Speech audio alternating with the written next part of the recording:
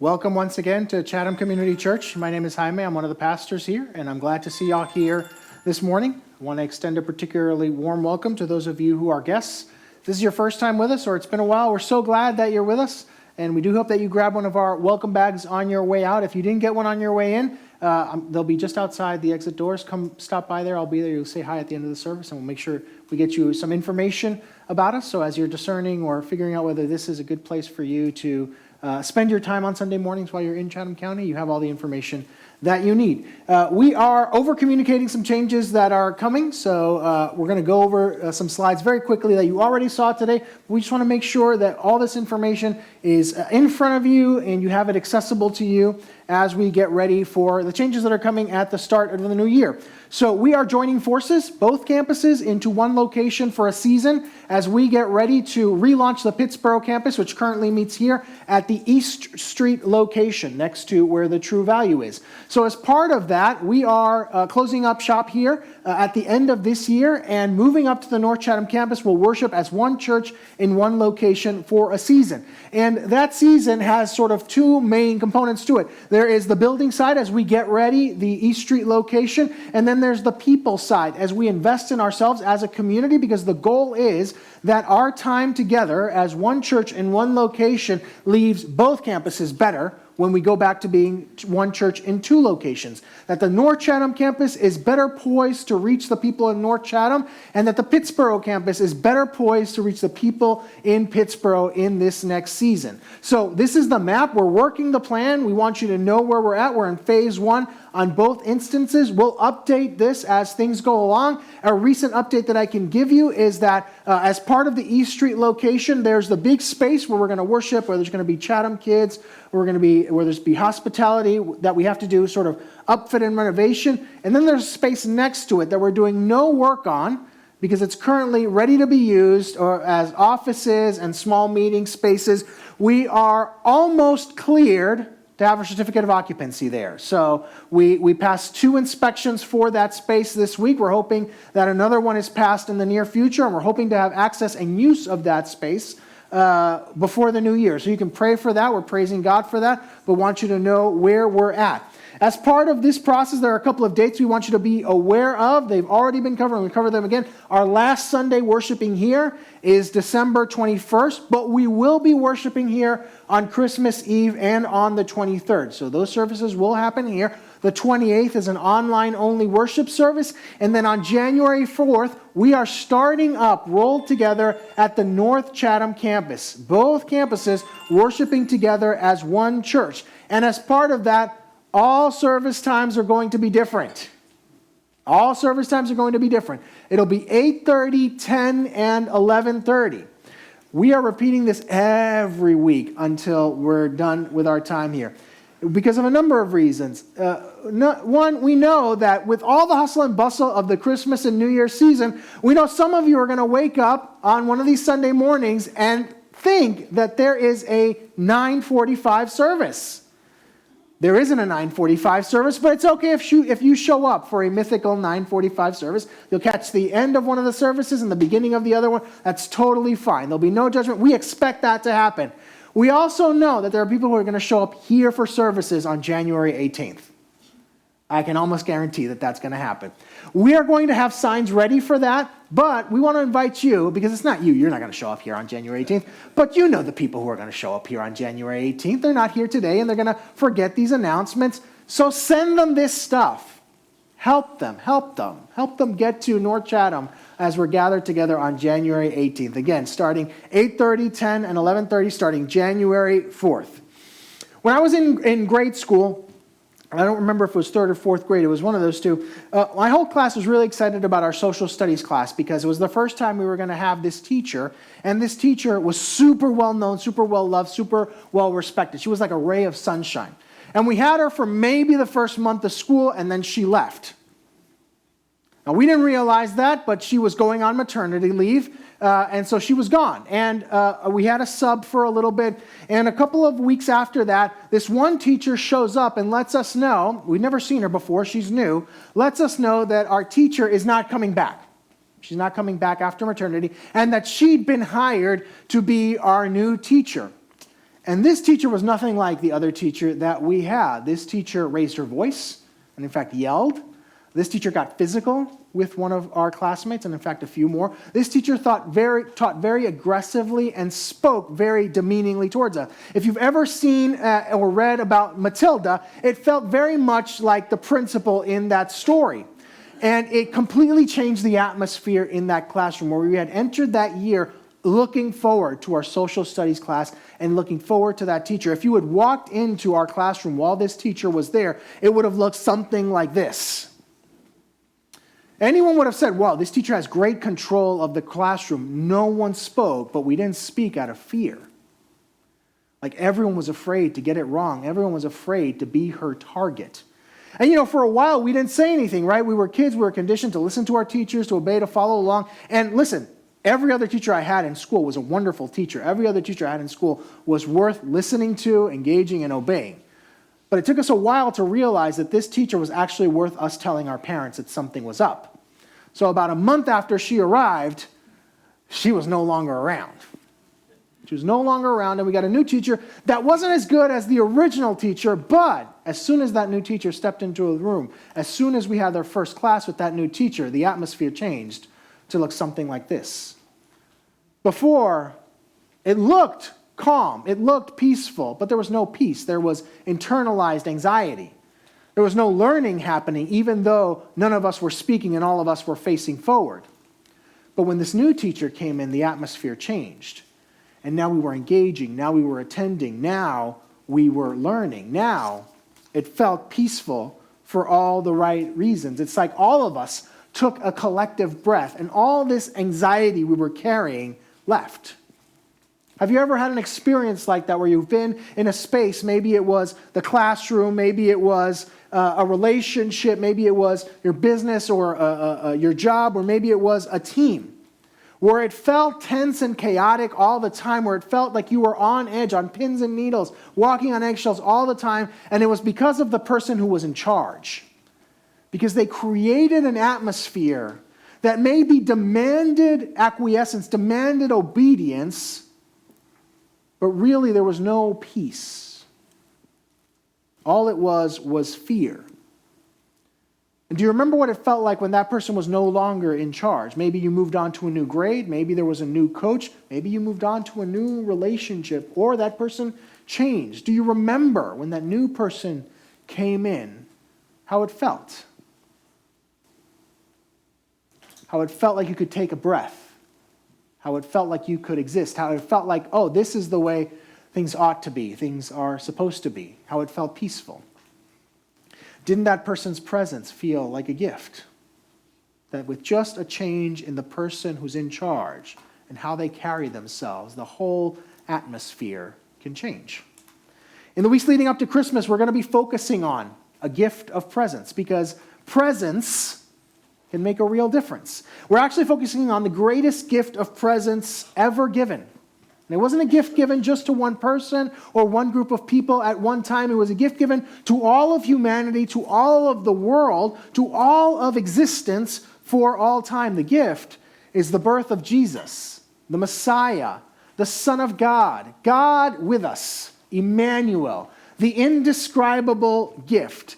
We're calling it indescribable not because we don't use words. We do use words to try and describe, but our words are never enough to fully explain the impact of God's presence with us, of God taking on flesh. In Jesus, God steps fully into our world. God doesn't exist in our world simply as an idea or as a concept. God enters our world as a person. One born into real time. One born into a place with real struggle, who goes through real struggle. One who experiences and gives real love. One who experiences real loss. And one who brings real and lasting redemption. Far-reaching redemption. Redemption that reaches every corner of human life and of existence. So for these next few weeks, we're going to look at the significance of the Emmanuel, the significance of God with us, the significance of what in theological terms is known as the Incarnation, and how we might receive the gift of God's presence for us and for those around us this Christmas season. One of the implications of the Emmanuel, of God with us, of God taking on flesh in Jesus, is that in him, in the coming of Jesus, peace arrives. Through Jesus, peace comes. Now, when the ancients would have read the word peace or talked about the word peace, the Hebrew word they'd use, or they'd think of, or they'd feel in their gut, is the word shalom. And shalom has a far more wide-reaching sense of what it means than simply the ceasing of hostilities, which is how we often use peace nowadays. Shalom is more than a state of not being at each other's throats. Shalom implies a sense of well-being that is all-encompassing. It's a sense of well-being that is experienced when things are as they ought to be. It's a sense of rightness. It feels like, oh yes, this is right. This is how it should be. And Jesus ushers in that sense of rightness. He ushers in that kind of peace. He ushers in shalom. Today we step into a passage that doesn't feel like it has very much in the way of shalom. It doesn't feel right. It doesn't feel good. But it highlights the very need. It highlights the necessity, the need that our world had for the coming of one who could bring real shalom, real peace, a real sense of rightness, a true sense of well-being. Jesus, Emmanuel, the gift of God. Now let me locate us in the narrative. The passage that we heard read occurs sometime after Jesus' birth. He's somewhere between infant and young toddler. The Magi, or the wise men, have been to visit him and his family. And Herod the Great, who is the king over the region of Judea, he's been placed there by Rome. Remember, or if you're not familiar, Rome is over this whole area. This is part of the Roman Empire. Rome controls not just this region, but all surrounding regions, has installed Herod as king of Judea. And Herod is waiting in Jerusalem for the Magi to come back. Because the Magi stopped in Jerusalem and said, we've seen a star, the king of the Jews has been born. Where is he? And Herod says, oh, go find out where he is and come back and tell me that I might go and worship the king of the Jews.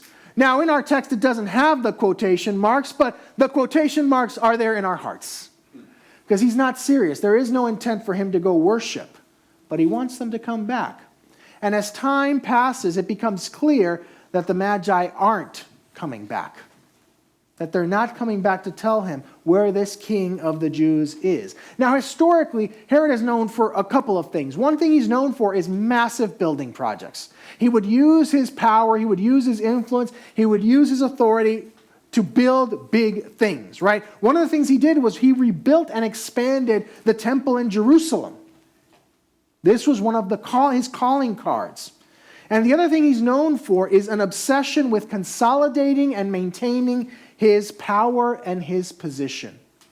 Herod was known for ruthlessly eliminating any perceived threats to his power wherever he perceived them to be coming from. And if he perceived them as coming from his family, guess what? He took out people from his family as well. And so he did.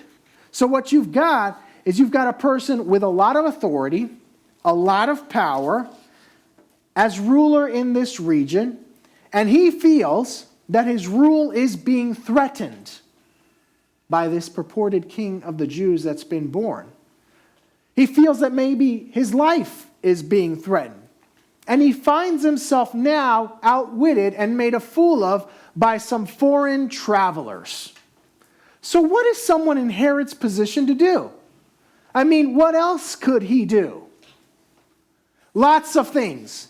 Herod could have done lots of other things besides what he actually does. There are so many other things that Herod could have chosen to do in this situation. Some of them might have even kept him in power as king of Judea, which is clearly one of his goals. It's clearly one of his objectives here. He wanted the stability of the situation to remain.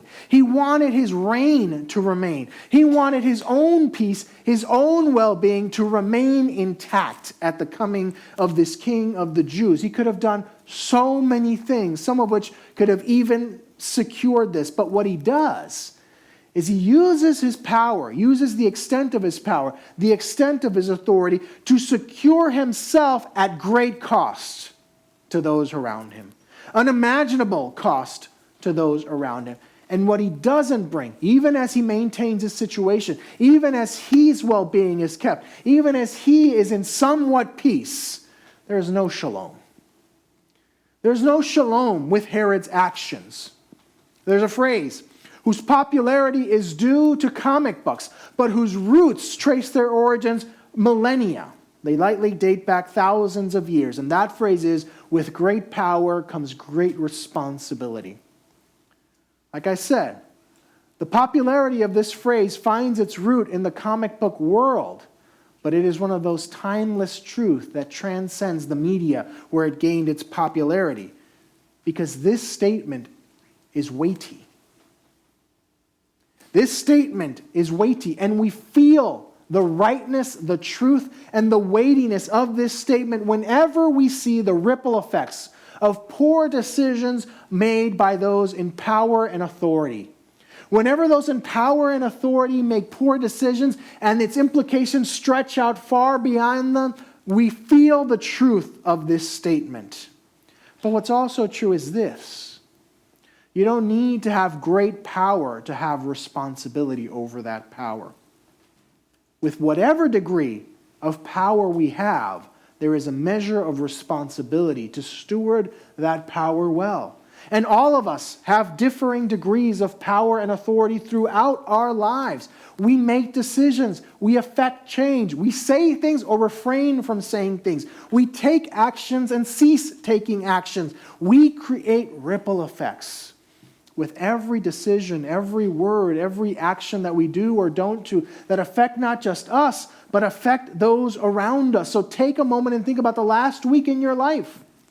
Think about all the things that you did or didn't do. Think about all the decisions that you made or didn't make. Think about all the things you said or didn't say. Think about the efforts that you invested yourself in or chose not to invest yourself in. Think about them. Think about the ripple effects. Maybe you can trace the clear benefits for yourself and for those closest to you. Maybe you can see how these decisions, these words, these actions affected things for good. Hear me. There's nothing wrong with that. There's nothing wrong with making decisions, saying things, doing things that bring about good for you and those closest to you. The question is that I want you to consider now is, did you in those decisions also contribute to the peace, to the well-being, and to the shalom of those around you? Not just those closest to you, but those beyond that first inner circle, or maybe even that second inner circle. Or did you cost them peace and well-being? Did your well-being come at the cost of others' well-being? Hear me. It is not an either-or in the kingdom of God. It is not either decisions affect you and hurt others, or you hurt yourself for the sake of the well-being of others. The two are not mutually exclusive. One does not have to come at the cost of the other, and that's one of the ways of to think about what it looks like to steward whatever power we have well. The true measure of whether we stewarded our power well is, did we contribute to shalom? To the peace and to the well-being, to the sense of rightness, that this is how things ought to be, not just for us, and not just for those closest to us, but for those beyond. Or did we cost them that? Because listen, friends, if all we can say is that we brought shalom to ourselves, but not to others, and we actually cost them shalom, we didn't bring shalom to ourselves. Because true shalom is big enough, it's whole enough, it's encompassing enough to benefit us and to benefit those around us. It is not a limited quantity. It is very clear in this passage that Herod is not contributing to shalom. Before the passage, he lies to the Magi about his intentions towards the King of the Jews. Lying, no shalom. No shalom comes from lying. Then, when he's outwitted, he sends out forces to terrorize families and massacre innocents. He kills children, none of whom were any real threat to him, none of whom posed any danger to him. This is so far from shalom, so far from well-being, so far from how it ought to be, that we naturally react in horror whenever we come across this story. So let's drill down a bit. Let's get to the core of what is going on in Herod. Let's look at some of the root things that lead out to this terrible, terrible situation. What we see when we look at Herod is likely someone who is feeling threatened, fearful, and insecure. And those don't form a recipe for peace and well-being. There is no shalom out of actions taken from a sense of being threatened, fearful, or insecure. This is not a mix that you end up using your power for shalom with. When he hears that the King of the Jews has been born, all he seems to see is a threat to his power. All he seems to see is his own end. He can't seem to imagine a future in which this prophesied king would end up doing anything different than what he does. All he seems to be wrapped up in his position as king of Judea, and he will do anything to secure that position and maintain his power. He can't seem to imagine that this king of the Jews won't treat him like he would treat him. And he can't seem to be seen as weak. And he can't be seen as a fool. So when he is outwitted by the Magi, he can't wait. Now he could have engaged in other efforts to find this king of the Jews. But he reacts in this moment. He can't let rumors start going around that he can be taken for a fool. He has to assert his dominance, which speaks to his insecurity. He seems to be fearful of what might happen if he doesn't assert himself. So what does he do? He demeans, he uses, and he sacrifices others for the sake of protecting himself. He fails to see the people around him as made in the image of God. He doesn't recognize their inherent value and worth. He has no imagination for what people made in the image of God are capable of doing when they don't choose to be at their worst. You don't have to be at your best to do better than Herod. You can be marginally decent and still come across with a different outcome. But Herod can't seem to imagine anyone being anywhere other than at their worst, which is where he's at. That means he can't see the image of God in them. He has no vision for that.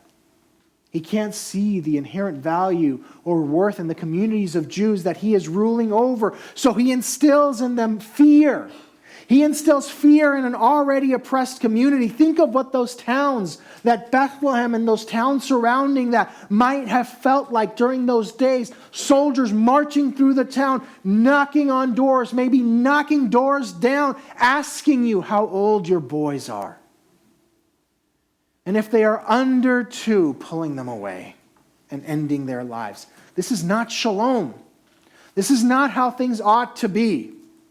And the devastation doesn't last for however long the actual massacre takes. I want you to imagine your graduating class and imagine yourselves, say, in the 9th grade. I went to school, the same school, from K through 9 and had basically the same group of kids around me. I can picture those classes. Imagine those class pictures of your time in school and imagine that all the boys suddenly disappear.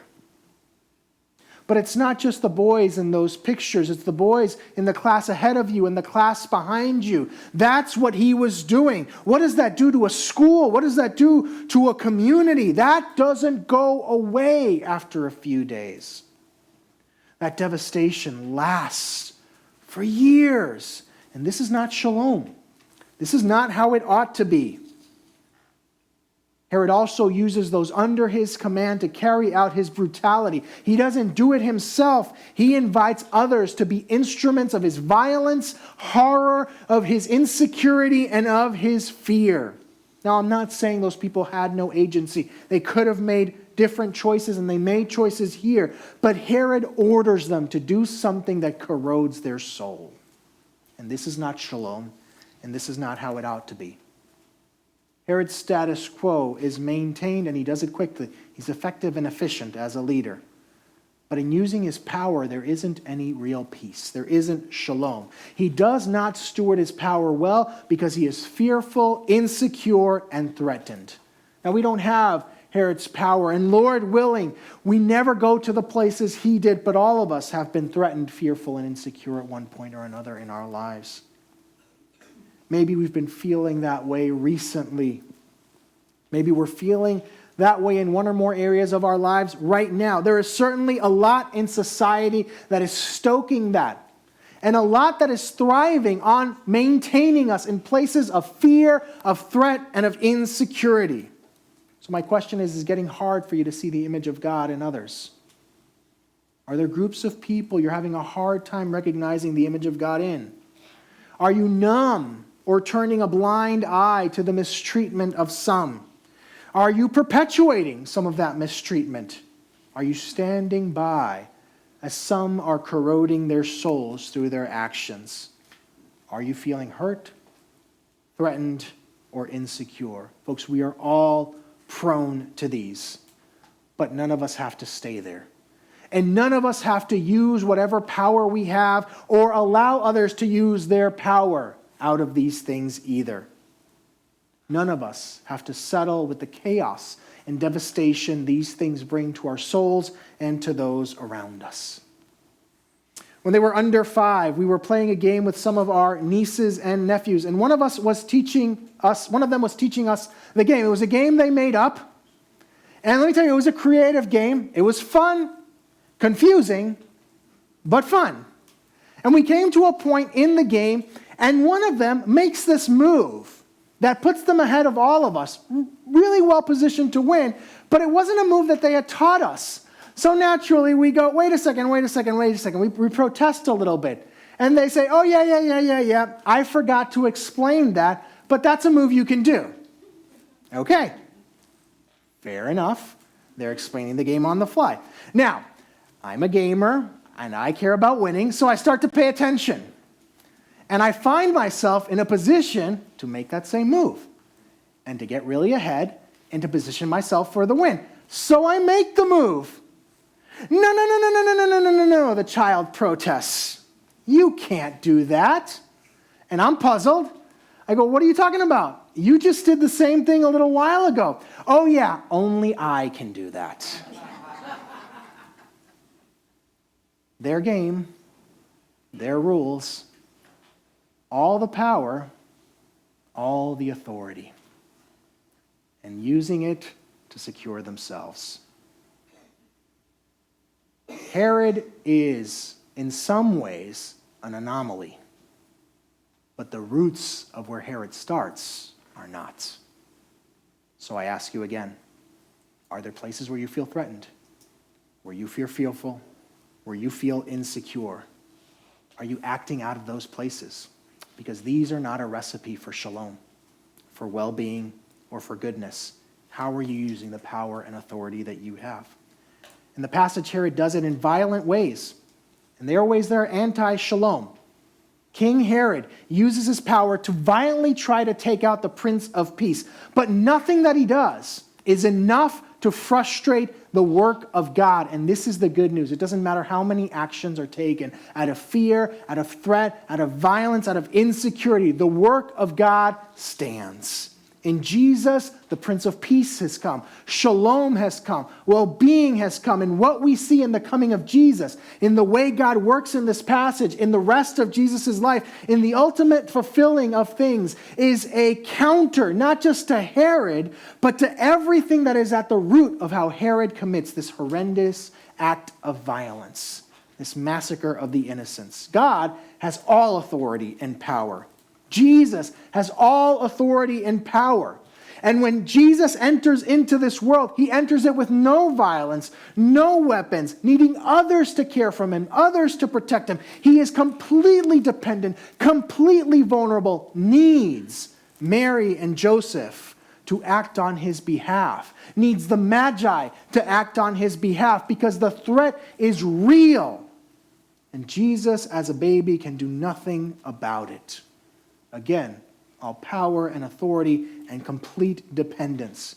Herod has everything going for him and acts like he's about to lose it all. He acts out of desperation. Jesus seemingly lets go of so much of all that he has by taking on flesh and coming like a child, but neither in this instance nor at any point in his life is there ever a sense that he is desperate. Never a sense that he acts out of that desperation.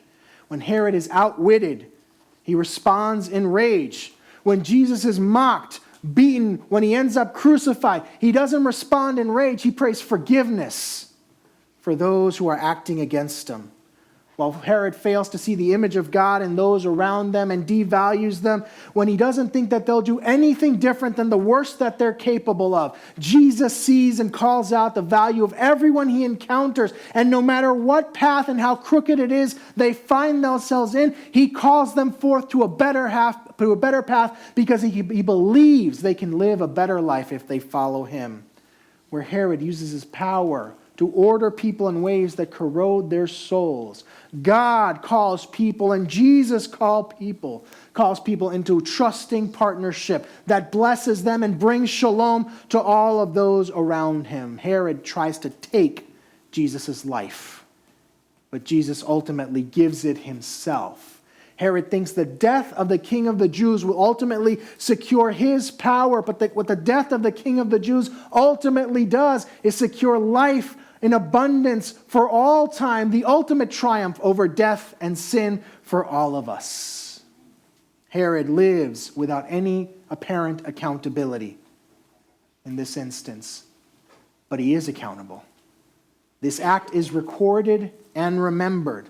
The children who lost their lives may be nameless in this passage, but they are not forgotten by God and they are not forgotten by the church. God knows each of them. History mourns them. Herod is not remembered as great, but as cruel and insecure.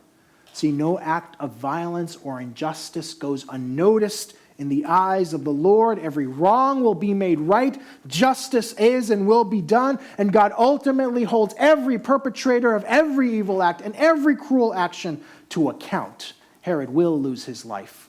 He will lose his kingdom. It will be broken up. What he tries to hold on to will slip through his fingers. His false peace will crumble. But Jesus ushers in the life that is lived to the fullest for all time. And it is enough for everyone.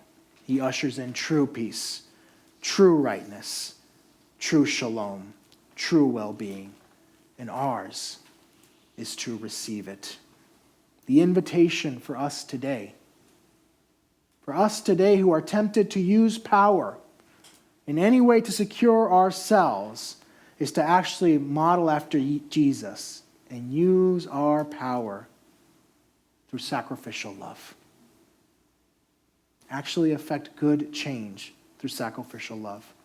So today, wherever you find yourself embracing a path of false peace, that is rooted in feeling threatened, that is rooted in being fearful, that is rooted in insecurity, the invitation is to turn away from it and to turn towards the one who brings true shalom and receive the peace, the well-being, the rightness that comes through him. The invitation today is to live out of the true peace that is found only in Jesus and to receive that blessing for yourself and to those around you. In a moment, we're going to gather around the table of the Lord. But what we do at the table is remember Jesus' sacrificial love, the love that brought forth true peace. I'm going to invite those of you who are communion table hosts to go to your tables now. What we're going to do in a moment is I'm going to pray for us, and then you're going to go to the tables and gather up one of those gluten-free crackers and one of those cups of grape juice and go back to your seat. This is something that Christians around the world have celebrated for generations. So if you are following Jesus in any way, we invite you to come to the table. You'll gather the elements, you'll come to your seats, and I'll come back up and lead us in the retelling of the story of that first communion and invite us to reflect on its significance for us, especially today as we examine this passage. Let me pray, and then you are free to go to the tables. Come, Lord Jesus. Break through fear, break through insecurity, break through a sense of threatenedness, and come meet us with your true peace, God. May we come to the table in freedom, in joy, in trust. Amen and amen.